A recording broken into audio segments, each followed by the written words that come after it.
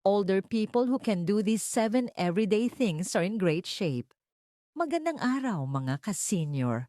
Welcome muli sa ating ka-senior health tips. Ang programang nagdadala ng simpleng kaalaman, payo at inspirasyon para sa mas masaya at masiglang pamumuhay sa ating golden years. Alam nyo ba, kapag pinag-uusapan ng kalusugan ng seniors, madalas iniisip ng tao na ito ay tungkol lang sa mga laboratory test, gamot at check-up. Pero mga ka-senior, minsan hindi mo na kailangan ng mamahaling tests para makita kung nasa maayos kang kondisyon. Makikita ito sa simpleng mga bagay na kaya mo pang gawin araw-araw. Ngayong episode, pag-uusapan natin ang nakakatanda na ang mga taong kayang gawin. Ang 7 araw-araw na bagay na ito ay nasa magandang kalagayan.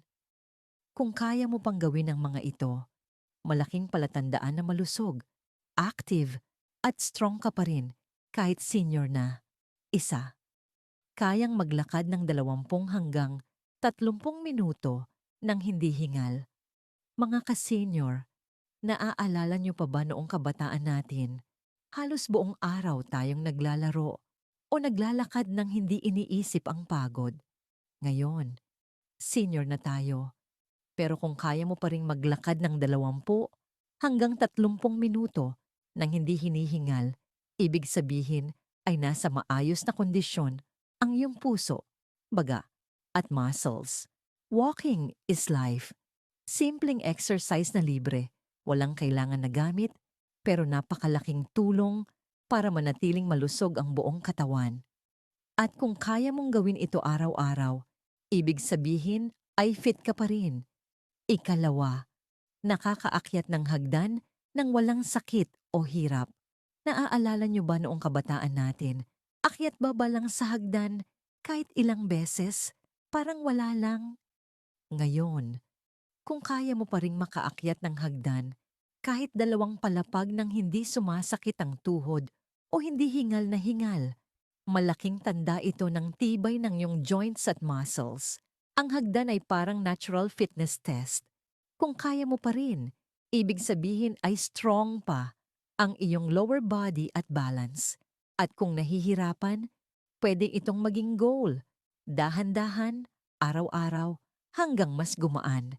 3. Kayang buhatin o dalhin ang magaan na grocery bag.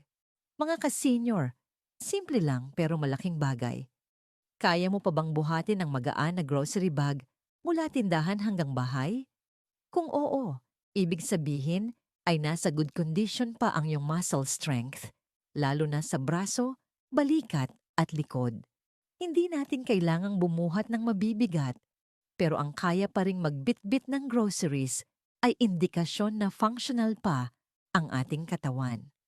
Ang simpleng gawaing ito ay mahalaga para manatiling independent at hindi palaging nakadepende sa iba. 4. Kaya pang yumuko at umabot sa sahig. Naaalala niyo ba noong bata pa tayo, madali lang pumulot ng laruan o sumayaw ng magiliw? Flexibility at balance ang sikreto doon. Kung kaya mo pa ring yumuko ngayon at umabot sa sahig para damputin ang isang bagay nang hindi nawawala ang balanse, ibig sabihin ay flexible at stable pa ang iyong katawan. Ito ay simple pero mahalagang test ng mobility.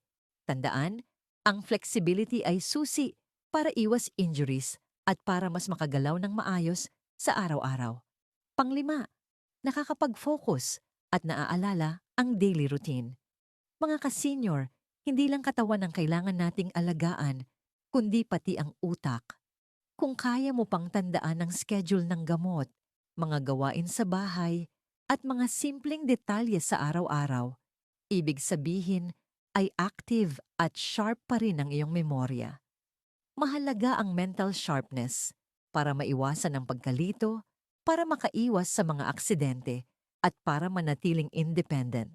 At kahit simpleng crossword, pagbabasa o kwentuhan sa pamilya ay nakakatulong para manatiling active ang ating isipan. 6, may energy para sa hobbies o household chores. Kung kaya mo pang magluto, maglinis ng bahay, mag-alaga ng halaman o gumawa ng iyong paboritong hobby nang hindi agad napapagod, malaking palatandaan ito na healthy pa rin ang iyong katawan.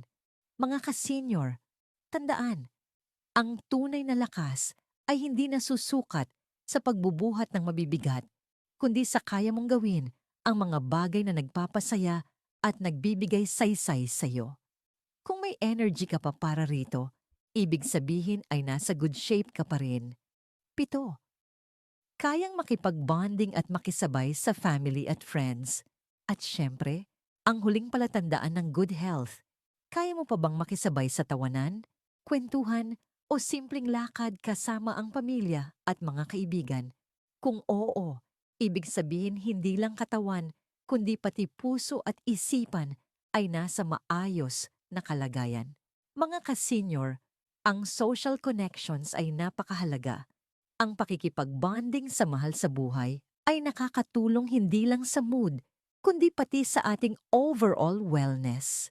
Kung hindi mo pa kaya lahat ng ito ngayon, huwag kang panghinaan ng loob. Ang mahalaga ay may oras pa para magsimula. Simulan sa maliit na hakbang. Dagdag lakad kada araw, dagdag stretching, tamang pagkain, at sapat na tubig. Sa dahan-dahan pero tuloy-tuloy na effort, mapapansin mong unti-unting gagaan ang katawan at mas magiging masigla ka. Ayan mga ka-senior, kung kaya nyo pa ang 7 simpleng bagay na ito, congratulations! Malaking palatandaan ito na nasa maayos kayong kalagayan. Pero kung hindi pa lahat ay kaya, huwag mabahala. Tandaan, may oras pa para magsimula ng mga simpleng hakbang tungo sa mas malusog na katawan at mas masayang pamumuhay. At syempre, paalala, these are general wellness tips only. For personal medical advice, lagi pong kumonsulta sa inyong doktor. At kung nagustuhan ninyo ang episode na ito, huwag kalimutang i-like ang video, mag-subscribe sa ating channel, i-follow para updated sa mga susunod na tips, at i-share ito sa inyong pamilya at mga kaibigan. Hanggang sa muli mga ka-senior, ingat po tayo lagi at God bless.